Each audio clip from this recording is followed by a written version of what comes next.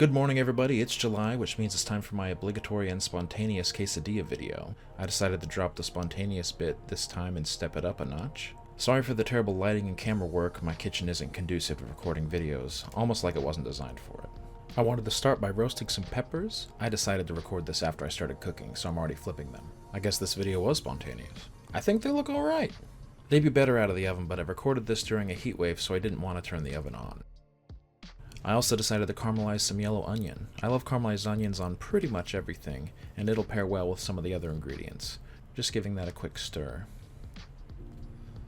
After a few minutes, I'm flipping the peppers back over. That char on both sides should give us some good flavor. I'm going to press them a bit to try to get some more color on the skin before I pull them out and set them aside. Now, you won't see them again for a little while, but don't worry, they will be back. You always want to make sure to keep the onions moving and add water as they dry out. We want them to cook for a long time at a low heat. I had their burner on medium to get it going, but now I'm turning it to low. As you can see, I replaced the peppers in the pan with some 85 15-gram beef, seasoning that with salt, fresh ground pepper, hot Hungarian paprika,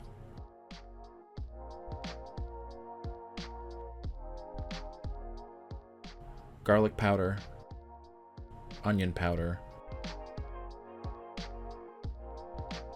and red pepper flake.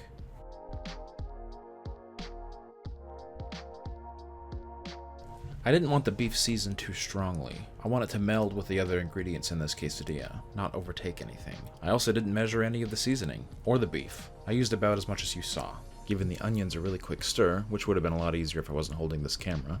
A quick hello from me before I start slicing the peppers. It's not my fault, the camera loves me. I'm pretty sure you're supposed to peel off the skin and the char when you cook a pepper this way, but I like the flavor of the char and I was too lazy to remove the skin. I'm not an expert with the chef's knife, but I'm adequate, as you can tell by my slow but fairly accurate knife work. I could have sped this part up, but I didn't because I believe in honesty. I could have edited it more, but I wasn't sure where. Put your editing tips in the comments below. Just cutting these into strips now. We'll see if I change my mind later. Giving the beef a stir, I want it to be tender in the quesadilla, so it's done now, just after it stopped being pink. Pouring it into a ramekin for safekeeping until the quesadilla assembly time. Spilling it all over the counter. This would have been easier if I wasn't desperately trying to get decent lighting and an angle for this shot. Don't worry, I cleaned the counter afterwards. Now to add some of that beefy flavor to the onions. I'll be dropping them into the cast iron, only to be disappointed because the pan wasn't hot enough to make the sizzle I wanted. I'll add some butter to the pan because, like I said before, low and slow for the onion, the butter won't burn in here. Just add flavor. I love garlic, so now I'll add 1, 2, 3, 4 cloves of garlic. Is that too much? Not for me. Use your own discretion. Now I'll put the onions back in their original pot because it was a mistake to move them in the first place. I decided that because I didn't remove the skin, there's a chance these could pull when you take a bite of the quesadilla. So I'm just giving them a rough chop. Don't they look nice? Now time to shred the cheese, starting with the low moisture mozzarella. It's very soft, so it gets carved down into this funny shape. Doesn't that look weird?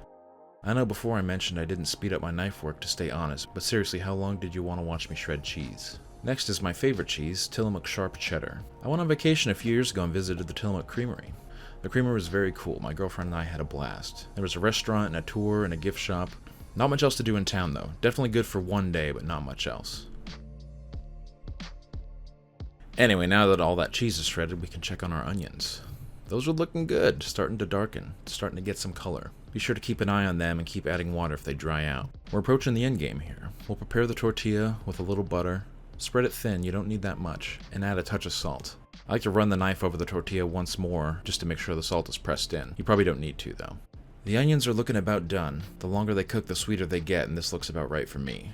Throw the tortilla on. This is going to be a thick quesadilla, so we don't want the pan too hot. Use magic to add some of the cheese mixture. Spread some of the onions on one half. A pinch of the red peppers on the other. About a tablespoon of the ground beef on one half. Then the secret ingredient, kabow. 5 slices of pepperoni. I know it sounds weird, but it works. Let that cook for a minute. Add some more cheese. Probably unnecessary, but I think of it as glue. Let it cook a bit more. I put the lid on to trap heat and steam, hopefully to cook the ingredients on top a bit. But that didn't actually work out. It didn't actually do that. I piled this thing way too high. I'm starting to get worried that it'll burn, so I'm going to fold it now. Press it. Center it. It's okay to press it. It's not a burger or a steak.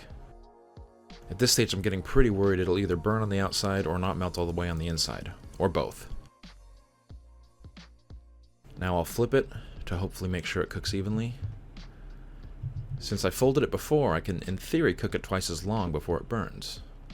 I started making the pepperoni and cheddar quesadilla as a struggle meal, but found that I like the flavor. I know it's a little odd, but here I'm trying to make it into something more palatable. Then I scoop it up and unceremoniously drop it down on the cutting board. Let's slice it open and see if we get a cheese pull. Nope, virtually none at all. You can hear my disappointment. Let's slow that down and have another listen. But give it a squeeze, it looks pretty good.